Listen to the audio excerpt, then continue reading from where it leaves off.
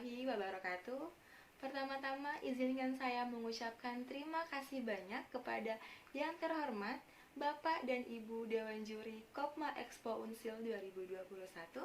Lalu yang saya hormati rekan-rekan panitia Kopma Expo Unsil 2021 yang telah memberikan saya kesempatan untuk menyalurkan bakat saya di bidang public speaking.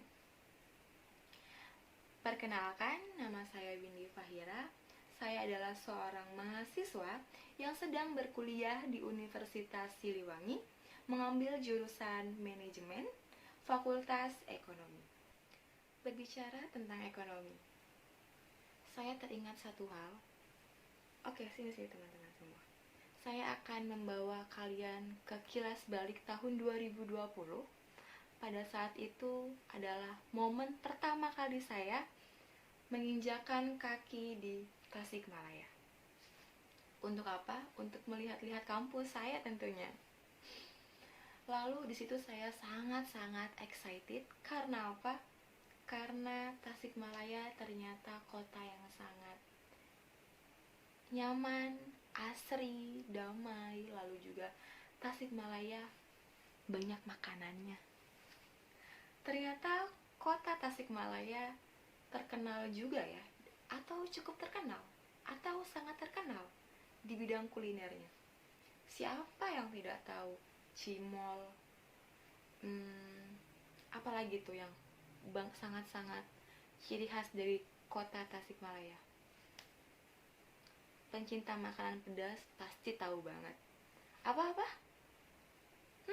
Kurang keras? Bener banget, makaroni Bantet. Siapa coba yang gak suka? Siapa yang gak mau makan? Siapa yang gak tahu makaroni Bantet? Yang kita ketahui juga itu berasal dari kota Tasikmalaya. Lalu saat di Tasikmalaya, saya sering sekali mengelilingi kota untuk sekedar menyicipi kulinernya. Tapi pemandangan yang membuat saya sedikit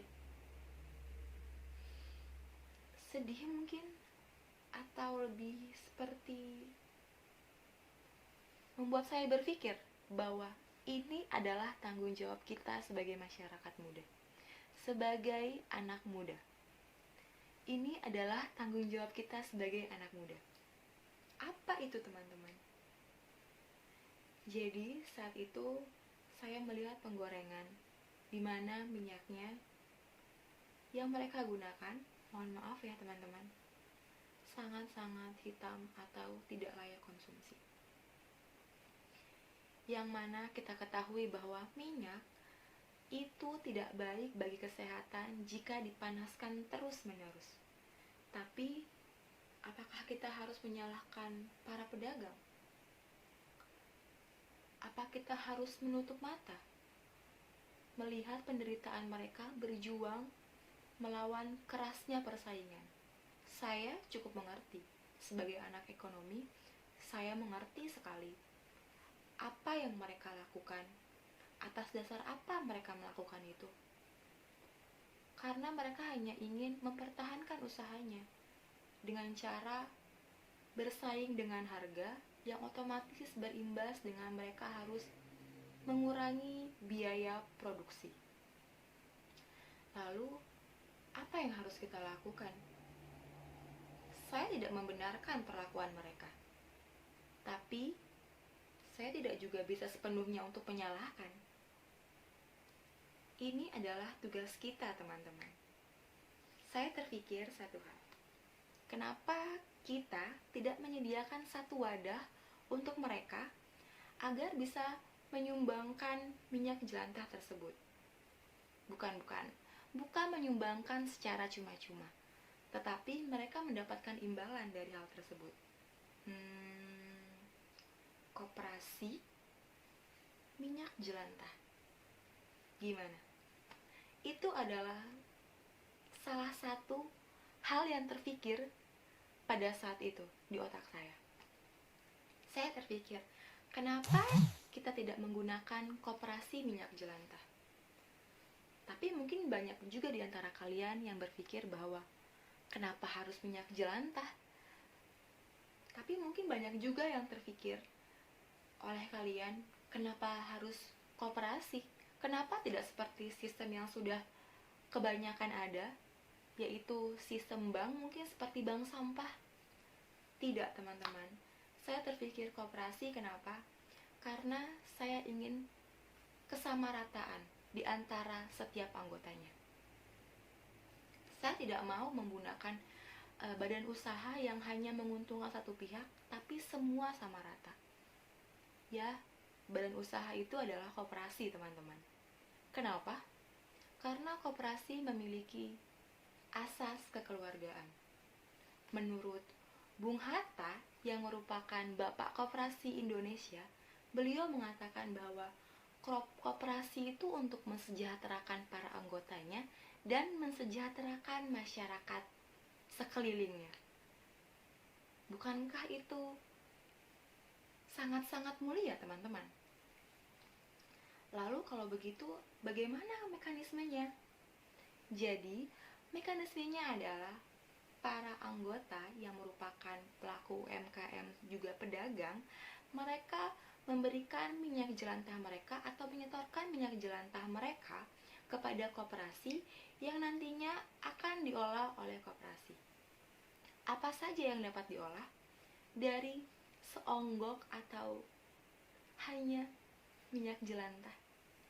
Pertama, kita bisa memanfaatkan minyak jelantah menjadi biodiesel. Lalu yang kedua, kita bisa memproduksi kembali minyak jelantah menjadi minyak. Bukan menjadi minyak, teman-teman, tetapi menjadi lilin aromaterapi. Yang ketiga, menjadi sabun pencuci piring, yang nantinya hasilnya bisa kita berikan kepada para UMKM tersebut. Bisa berupa uang, bisa berupa minyak bersih. Jadi, keuntungan dari penjualan minyak jelantah tersebut kita gunakan untuk membeli membeli minyak baru dan kita distribusikan kepada setiap anggota. Bukankah itu kedengaran sangat bagus, teman-teman? Sangat brilian. Tapi sayangnya, ide tersebut tidak akan menjadi sesuatu yang berharga, tidak akan menjadi sesuatu yang besar jika hanya menjadi atau berakhir dalam sebuah gagasan saja, teman-teman. Saya di sini butuh bantuan kalian, khususnya para anggota dari koperasi mahasiswa di seluruh Indonesia untuk terpikir dengan sistem ini.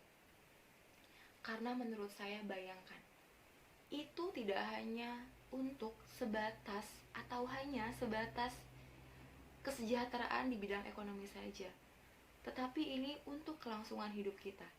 Jika kita berhenti untuk mengonsumsi minyak jelantah, berapa banyak nyawa yang sudah kita selamatkan? Mungkin terdengar sepele, tetapi ini benar-benar, ini betul-betul berdampak nyata, teman-teman. Sebagai anak muda, sudah saatnya kita berjuang untuk negeri ini. Sebagai anak muda, sudah seharusnya kita peduli dengan kelangsungan negara ini. Ini adalah sebuah gagasan, teman-teman.